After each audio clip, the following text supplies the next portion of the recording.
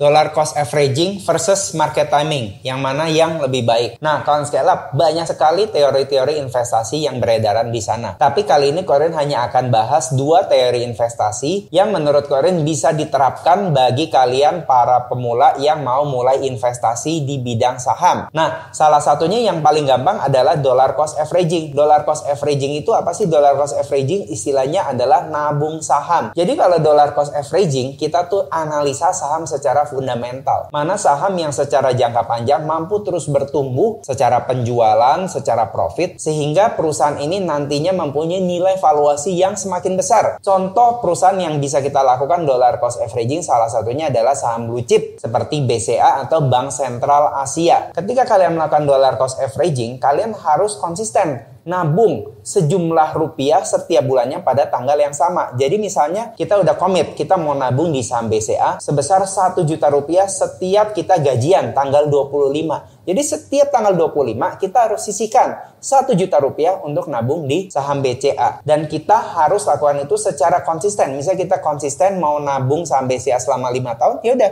kita komit selama 5 tahun setiap bulannya tanggal 25 kita nabung saham BCA sebesar 1 juta rupiah. Nah, kalau kalian mulai nabung saham BCA dari 5 tahun yang lalu, mestinya kalian kan nilai investasi kalian adalah sebesar 60 juta rupiah. Maka saat ini nilai investasi kalian adalah sebesar ini.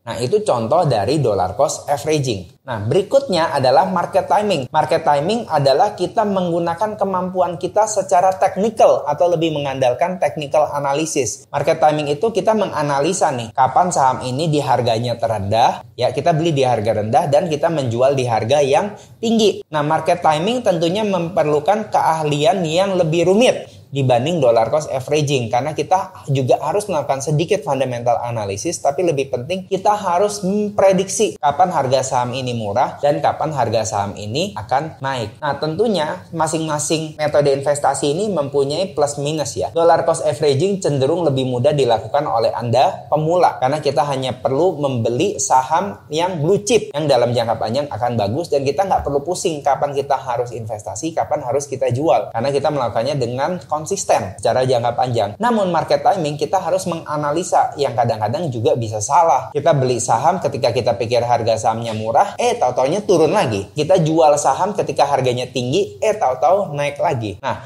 kawan scale up, jenis investasi mana yang kalian lakukan saat ini? Boleh spill di kolom komen ya. Salam cuan.